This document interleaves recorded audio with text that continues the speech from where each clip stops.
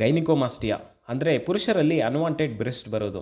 ಇದು ಏಕೆ ಬರುತ್ತಂದರೆ ಸಾಮಾನ್ಯವಾಗಿ ಪುರುಷರಲ್ಲಿ ಮೇಲ್ ಹಾರ್ಮೋನ್ ಆದ ಟೆಸ್ಟೋಸ್ಟಿರೋನ್ ಹಾರ್ಮೋನ್ ಹೆಚ್ಚಿದ್ದು ಈಸ್ಟ್ರೋಜನ್ ಅನ್ನೋ ಫೀಮೇಲ್ ಹಾರ್ಮೋನ್ ಕಡಿಮೆ ಇರುತ್ತೆ. ಇನ್ ಕೇಸ್ ಇದು ಇಂಬ್ಯಾಲೆನ್ಸ್ ಆದಾಗ ಅಂದರೆ ದೇಹದಲ್ಲಿ ಟೆಸ್ಟೋಸ್ಟಿರೋನ್ ಕಡಿಮೆಯಾಗಿ ಈಸ್ಟ್ರೋಜನ್ ಹಾರ್ಮೋನ್ ಜಾಸ್ತಿ ಆದಾಗ ಈ ಕಂಡೀಷನ್ ಬರುತ್ತೆ. ಆದರೆ ಏಕೆ ಇಂಬ್ಯಾಲೆನ್ಸ್ ಆಗ್ತಿದೆ?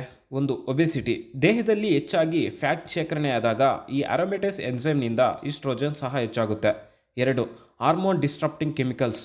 ಕೆಲವೊಂದು ಕೆಮಿಕಲ್ಸ್ ಹಾರ್ಮೋನ್ಸ್ ಅನ್ನ ಡಿಸ್ಟರ್ಬ್ ಮಾಡುತ್ತವೆ, ಲೈಕ್ ಪ್ಯಾರಾಬಿನ್ಸ್, BPA, ಪ್ಯಾಲೆಟ್ಸ್. ಇವು ಈಸ್ಟ್ರೋಜನ್ ಅನ್ನ ಜಾಸ್ತಿ ಮಾಡುತ್ತವೆ.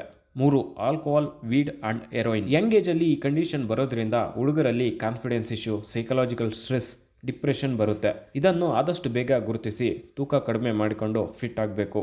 ಆಲ್ಕೋಹಾಲ್, ಸ್ಮೋಕಿಂಗ್, ಡ್ರಗ್ಸ್ ಇಂದ ದೂರ ಇರಬೇಕು. ಕೆಮಿಕಲ್ ಫ್ರೀ ಪ್ರಾಡಕ್ಟ್ಗಳನ್ನು ಯೂಸ್ ಮಾಡೋದು ಅಂಡ್ ಹೆಲ್ದಿ ಲೈಫ್ ಸ್ಟೈಲನ್ನು ಲೀಡ್ ಮಾಡೋದು. ಯಂಗ್ ಏಜಲ್ಲಿ ಏರ್ ಫಾಲ್ಗೆ ಕಾರಣ ಏನು? ಈ ವಿಡಿಯೋ ನೋಡಿ.